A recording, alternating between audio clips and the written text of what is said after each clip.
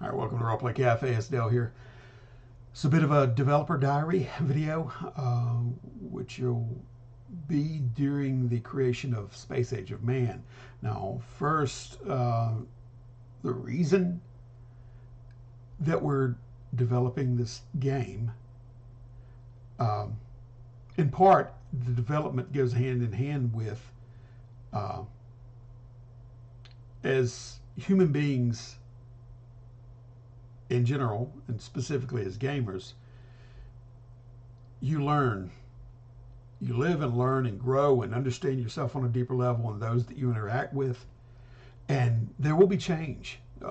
Stagnation is not part of the process. And, developing a game aids you in doing that and understanding, giving voice and rise and comprehension to why why you're different now as opposed to then, and not necessarily different, but how you understand yourself on a deeper level. You can put a name to yourself and your hobby and your desires and just who you are in general, right? So you don't go about putting out a game willy nilly, So unless we feel like there's time, enough passage of time to where we develop to a point to where we have something to say, uh, then we wouldn't move toward the development of this game. But it is time now. Uh, Dark Age of Man definitely is specifically not only a timepiece for us as developers and what we enjoyed, but is part of that journey. And now we're trying to tackle the next phase, which is the development of Space Age of Man. Now, this first video here, I'm going to report on my perception, rather, from a player's point of view during the development of Dark Age of Man and after. So I can use that as a base for Jason to understand more so how I view things after the fact and during that process, so we can more align both sides of the table, have a bit more synchronicity between the two. Now,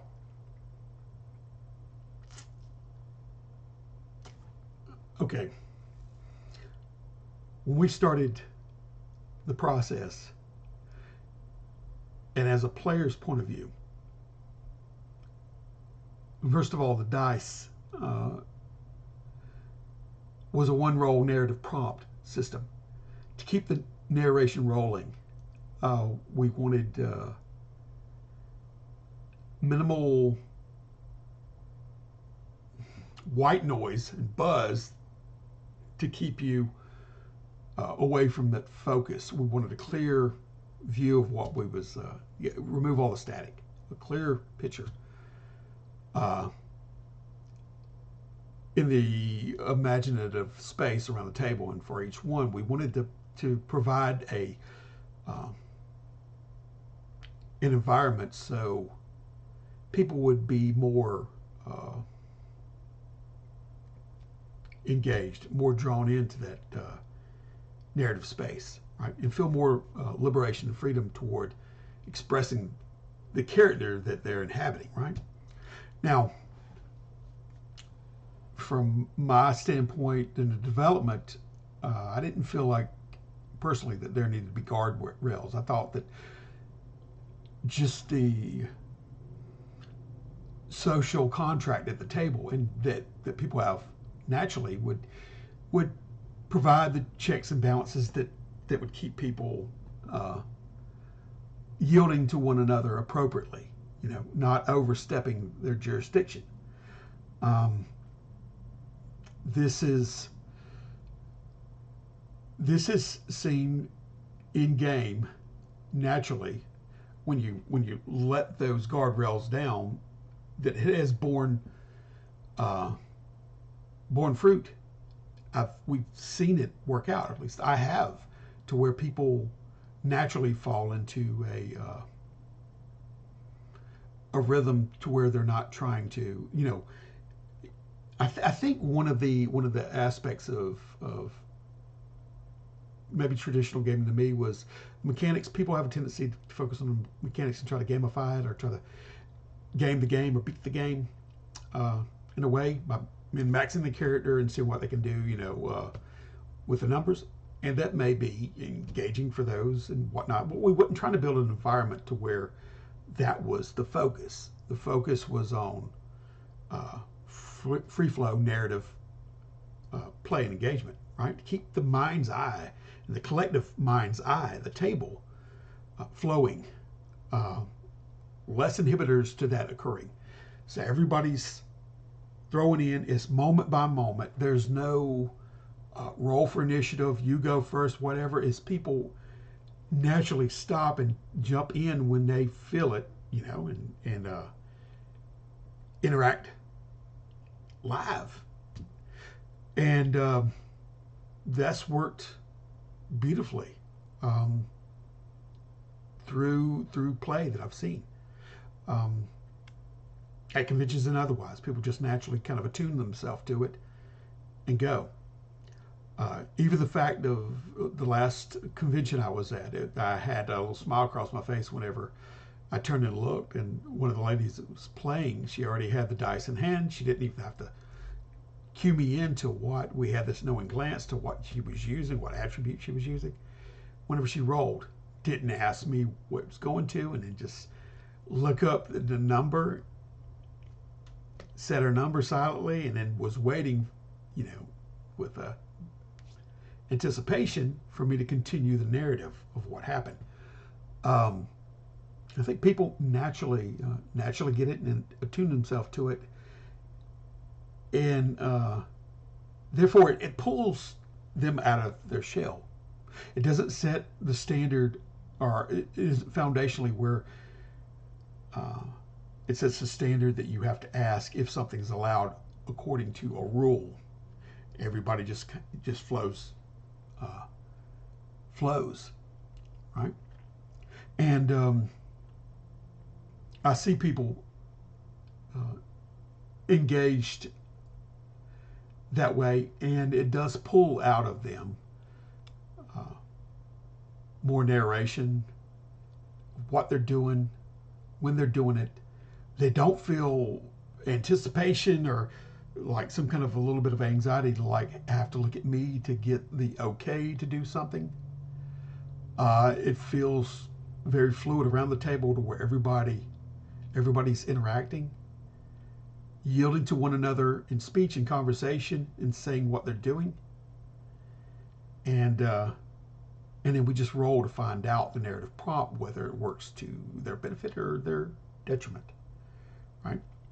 Now, this comes into more of the point I wanted to make in this specific video about boundaries. To me, it's important to have boundaries, and I think what I'm saying earlier, I know that yielding and that social contract of staying within your lane and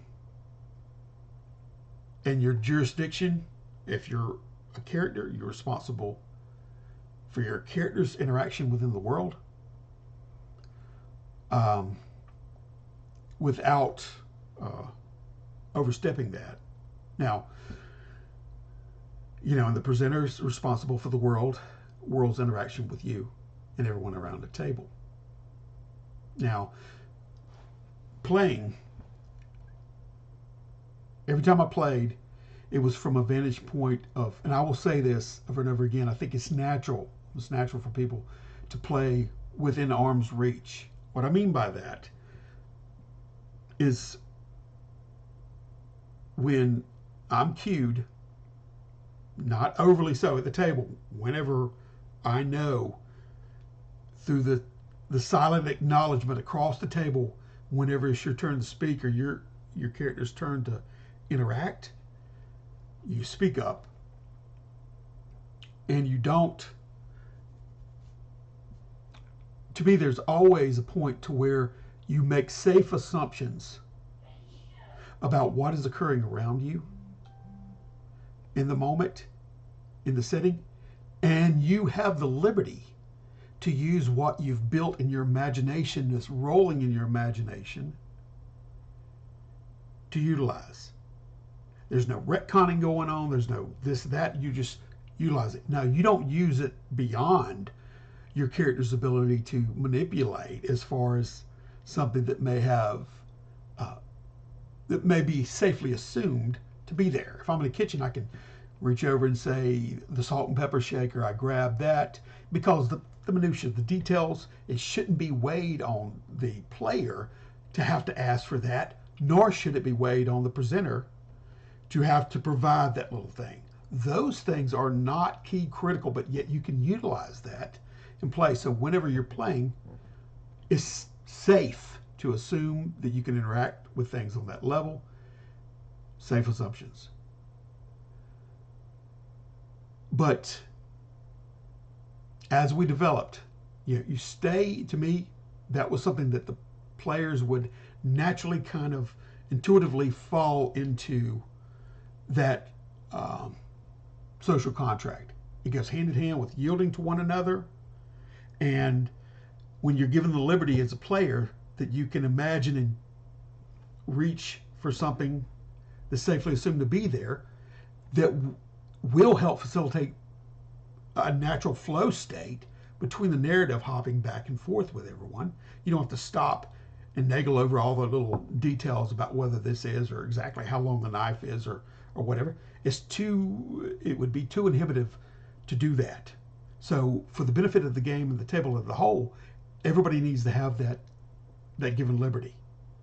They're responsible in the narration to do this. Now, that was a given. And like I said, typically all the time that falls into place.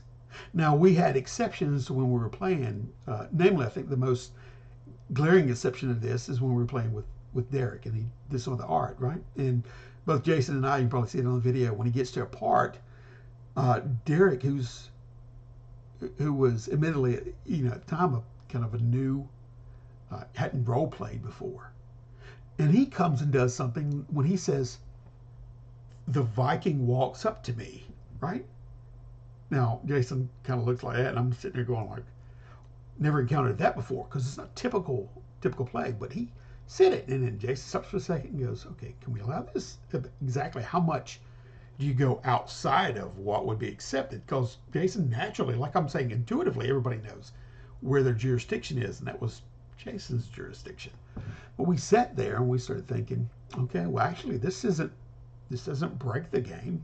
In fact, it may enrich it in some way, because like I told Jason, everything you can will say can be held against you in the court of law, because it could be ultimately to his detriment. But he could safely assume that because he was in a situation and when they were there, that would happen. So where he put his foot across that, to me, an intuitively known barrier or line of jurisdiction, he did that, and Jason went with it. There was a time whenever I was playing, Jason mentioned this, and I said the one was pushing the cart. Now, these moments, they have to be, I need to express that when you do this in a game, that's a middle ground to me than going further, right? So me as my character walking down the street, from what I'm envisioning around me in my own character's imagination, whether it was a busy thoroughfare and I just said the old woman was pushing the cart down the street and I'm walking past her and whatnot, or I glanced at her or whatever, and then Jason used that because he had rolled witch, and then it folded into what he was doing, which excited him as a GM. But it wasn't so much troubling to me to bear as a player.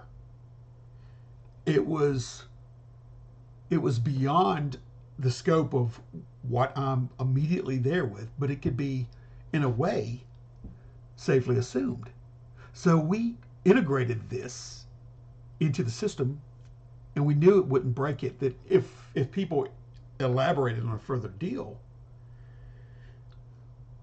we knew even if they try to do something crazier, they state they're going to do it. All we did was adjusted the DV level, and who knows if they did it or not. Let's see if their attempt at doing something or their desire or their proclamation would bear fruit actually with a roll, right? So we knew we had that, and we knew the game wasn't breakable on the other end, even if they introduced something within reason, right? You can't say that something totally off the scales of plausibility could happen in a situation like that, because like I told Jason, I think everybody, when they're there in the moment and this is flowing, you have a natural urge to want to make it true, earnest, and be add to the stew that's being made at the table. You know what I mean? Everybody kind of, you're there when you're engaged on that level, and there's minimal things to break that that engagement, that immersion that's happening that's occurring at the table. It's a good thing. And to me, that question about, are players allowed to do this? If you got some players that wouldn't think about doing that and others do and implement it, you can always, as Jason said, like him, Brian would say yes and or yes, but. Like that may be a perception that you have as a character, but if is out of the range of plausibility or possibility at that moment, there could be a situation where they can affirm that what the player has put in there, but it's actually in a different way. Yes, the Vikings coming up to see what you, and he quickly move out of the way and walks past you. So anything like that is a way to alter it, that it doesn't break it. So Derek had that experience to where he felt comfortable in doing that. It's not typical in my experience seeing the players I had to where they feel able to do that. All right. Now this could be the fact that he was new in the hobby, where most people have been traditionally conditioned in role-playing games to mother may I, or check first with the rules and see if that's possible before they go in a direction. But he was totally like just laid back. Well, we had to ask ourselves at that time, is that going to break it? And no. And I think that it's really, to me, in certain times, not a big weight. In fact, it may be more weighty and difficult for if a player is more attuned to that, to describing something like I did with the old lady pushing the cart. That's what I'm seeing. That's what I describe my character is there, and it could be utilized or it could be going away. Now, if I was to intersect that character with my character in some kind of way, as Derek did, might be a little bit different. But I think when people are in the imagined space as players and feel that liberty to be able to expound upon what's happening, there could be moments to where that breaches normal etiquette, so to speak, as far as staying in your lane, your own jurisdiction. I believe that is a live thing. It even is live in play with players. You can't presuppose that one player is on a trajectory that you want to go and piggyback off them, even though they haven't declared what their intent is. You can't wrangle them into what you do. Like if one player says, I'm going down the street with the cart, you can't say, well, I'm jumping in the cart right now. And then the other player's like, no, well, I was going down the other alley. You can't immediately do that. You know what I mean? Without proximity or knowledge or ear and two. It's already been set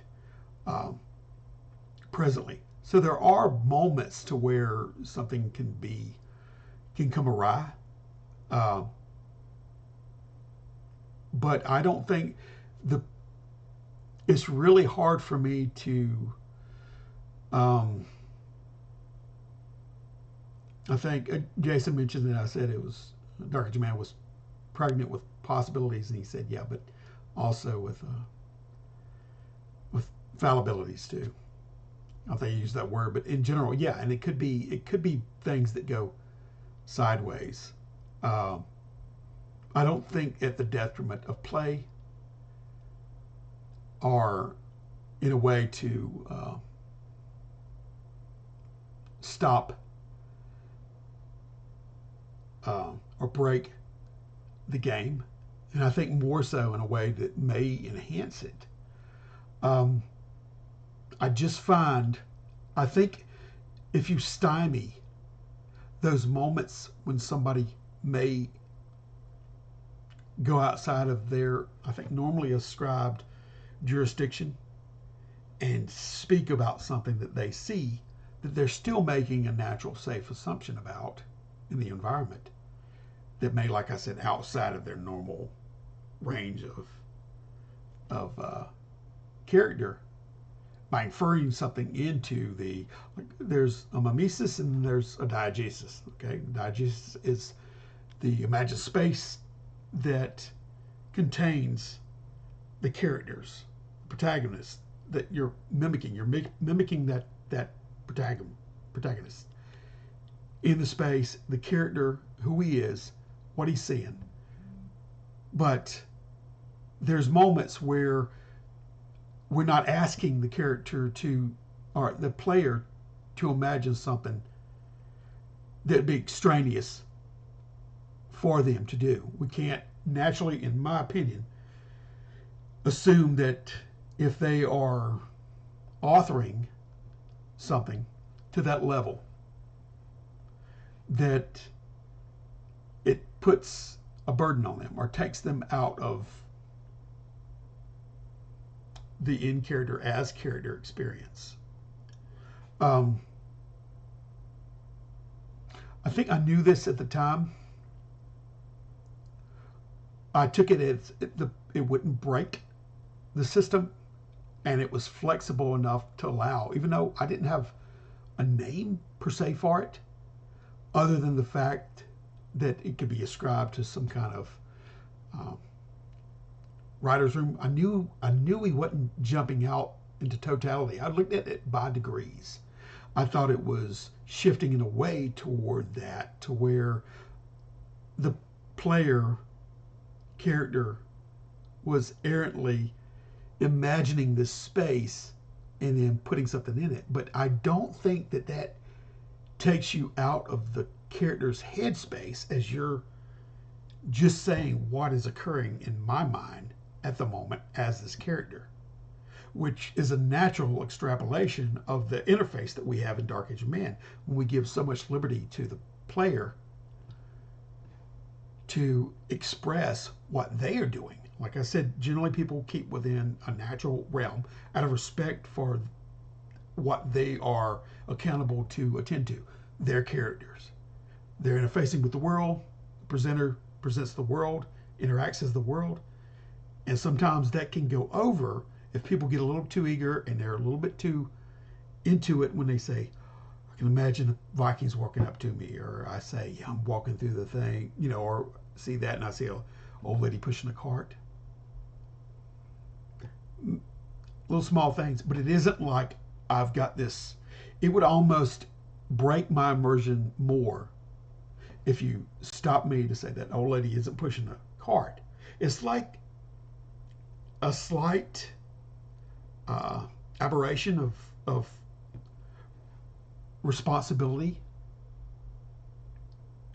That handshake, as it were, there's a little bit of a bleed that bleeds over between presenter and players.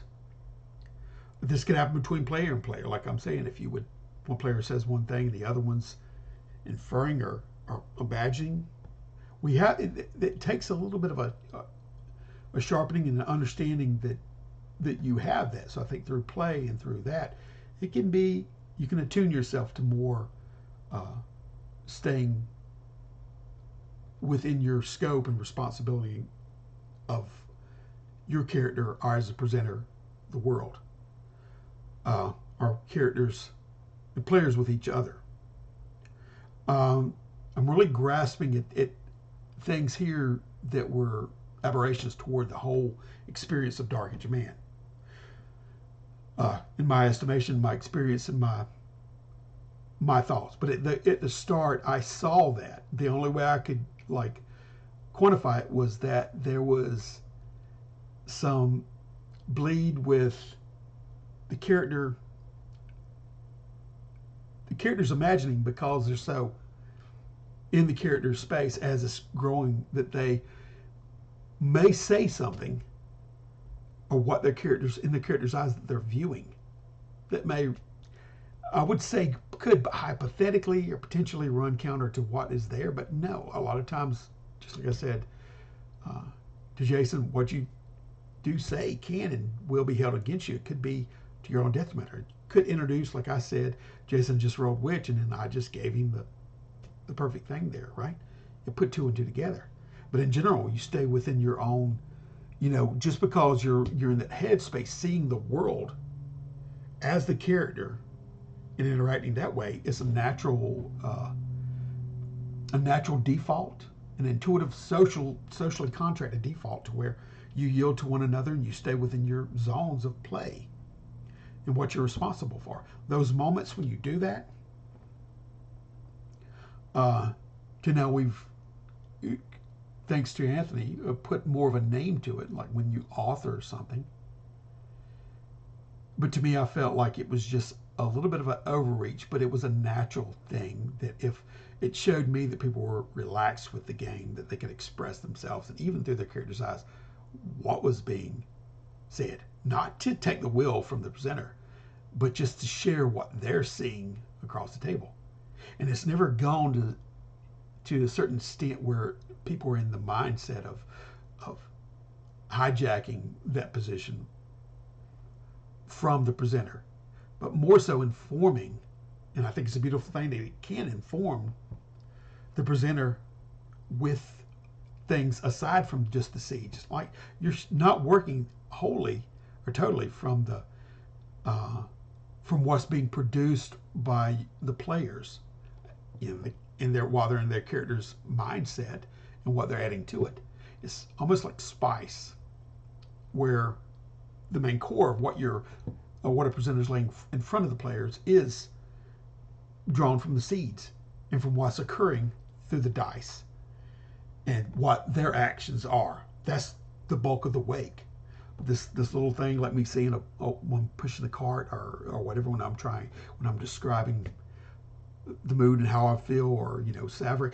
I was playing Saverick, who was more of a stoic type, right? So I had to. It was more appropriate for me to be less conversational in those moments, and more of what I was seeing out of my character's eyes, right, and what he was taking stock of and what he was doing. So from his point of view, it will let you know what he was feeling, or going in like a security guard sizing up the situation. This is what I'm seeing, and saying things that are kind of trivial bits. So I think that's another way that you can express your character.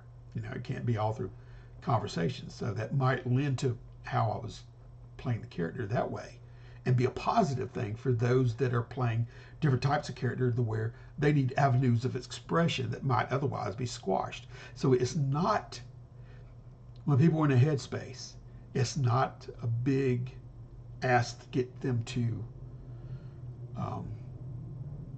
elaborate or come out. It's like it's natural.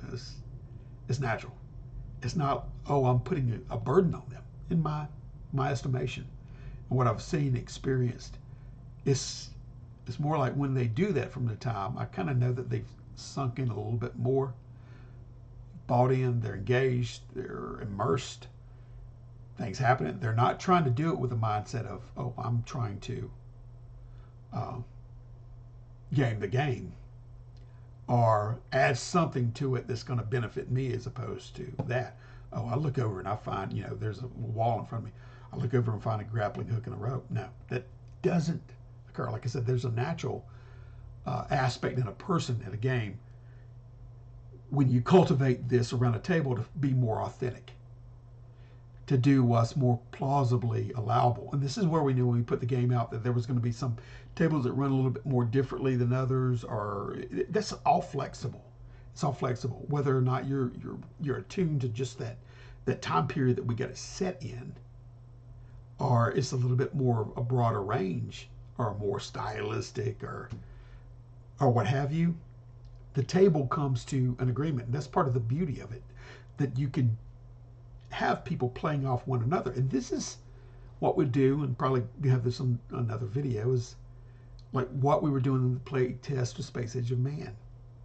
I wanted to see, because I've got a certain thing in my mind, but I wanted to see what was comfortable for Jason, for us to discover as we play the lay of the land and terrain and what feels natural. So when I say it was a vanilla game, yeah, it was. I've got some definitive ideas that I could lay out a setting right now, but I want to fill it out and what feels right. When I said that there's a camera on, give me a camera feed, and Jason described it as, the old TV with the lines and whatever like that, and it's blurred up or whatever. It was perfect. That lets me know where the comfort level is as far as what we're wanting in the setting. When I said satellites, but then I didn't say like it was modern satellite. It's got to be like taking these snapshot pictures through multiple passes to put them together like a collage, to where they present one whole picture, and it's like a time duration on it. So therefore, it lets me know where we're comfortable in gameplay, having access to information, or quicker access, or whether the flow of information that we're getting needs to be gradual, because when people are playing, you got to play at their speed. So whenever they're trying to, at the player's speed to pull things together, you want to say, we need to start going down this avenue, working on this.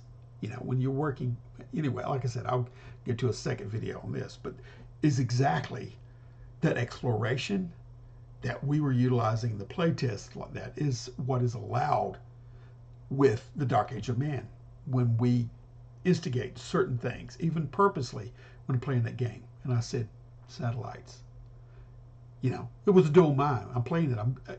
We're playing it as presenter and player, yet multitasking and building a setting of what feels right while we're in those positions from either side of the table.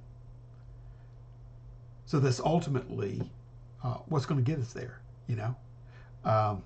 Anyway, excited about it, but I just want to express the way I view the character perspective, and how I think that it's a natural, slight bleed expansion to another thing, but it isn't of a mindset to where players are then purposely, mindfully trying to author something or think outside of the perspective of the character's headspace and leverage something that, there's something here that I need. I need a pipe wrench, or I need a contact, or I need this or that. It isn't like that. It isn't what would be best for my character. It's what is readily envisioned from that headspace that we can say. So any kind of outside step that was taken, that we could say has more so folded into the agency that the presenter normally has, is that handshake bleed. When you're shaking hands with, when you're all making that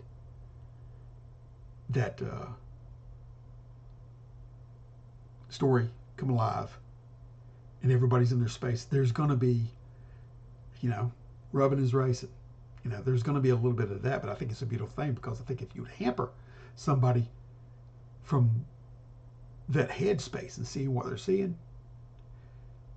instead of total reliance on that, that's when you get into difficult territory that you can't go back from. So I think it's a small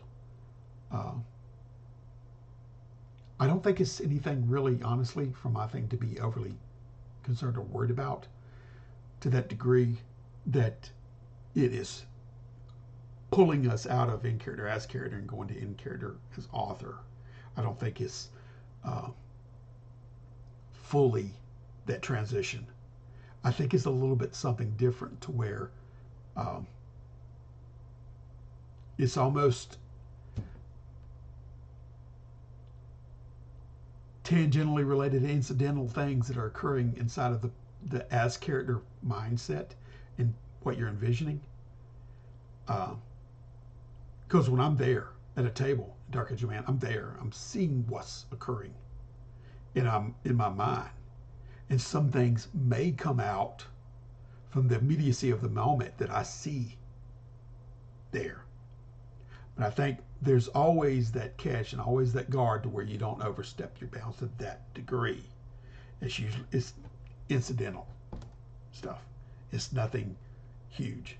And that at the time I was like, this will actually feed into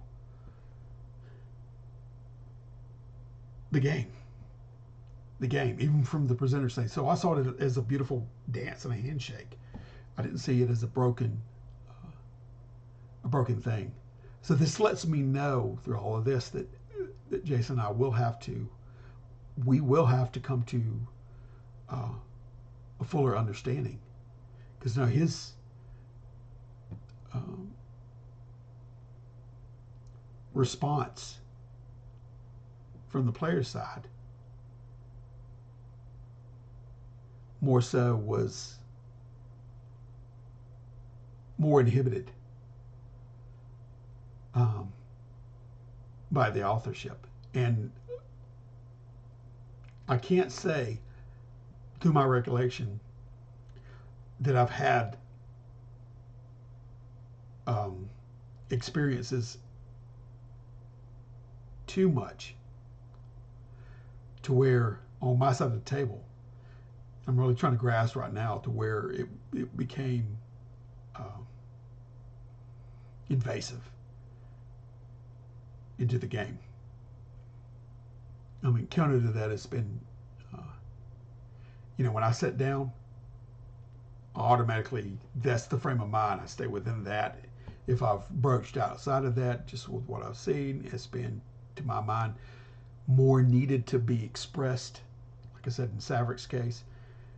And it wasn't any kind of thing where I was leveraging or I was trying to get in a state of mind where, oh, this would be cool. I'm doing it from a writer's room perspective because this or that. I was not engaged in the slightest in that way. It's there in the moment. And I believe when I've played this game or ran this game for people, they are more so integrated. And to reiterate, when I've ran this game at conventions, I'm not joking that people will come back, and they did come back from earlier tables that I ran to lean into and listen to what the current table I was running was doing. Ask them how they were enjoying the game. Even had players that were recommended to join up and play in the later tables from the players at the first table. So, and people come up to me after, like I said, at the convention, when one of the guys came up, and he had already looked it up on, did I know it was on Drive-Thru RPG? I'm like, yeah. He's buying several for his students to play because he runs the D&D campaign, but he could never get them fully engaged. Couldn't even get them to do a character sheet, so he's having to roll up character sheets for them, just ready pre-mades. So, why the hesitation to play? Is it because of the learning curve? It was because of what that he's experiencing? Or did he have hope when he saw that, how naturally engaged everyone around the table and how easy it was just to express yourself in character as character? I remember when he picked up a sheet, he had the little novice that was going along with him. He was utilizing his novice too, talking to his novice, just he was there in the scene, and I picked up that. So I see it as, at the start of this video, I wanted to address certain things Our concerns, we just need to see how valid they are, or if they're more so just realizations. Uh, our epiphanies we had are, after the dust settles and we can put things in proper perspectives and see how much they weigh, or see if there's another avenue of approach to do this thing better. And it is worth investigating. It's worth playing and trying to come to some kind of a better understanding, or more so informed. But like I said, it's all about growth and coming to realize things. And development, the process of, is the growing pains of getting there, of trying to figure out what is bothering us and why, and what may need adjusted, or what we may be over concerned about, that, but then again, maybe it's not, but it definitely needs to be examined. But anyway, I've gone on for quite a bit and sort of rambling toward the end, more so excessively than in the beginning. So anyway, everybody have a great day, and I'll see y'all later. All right, take care.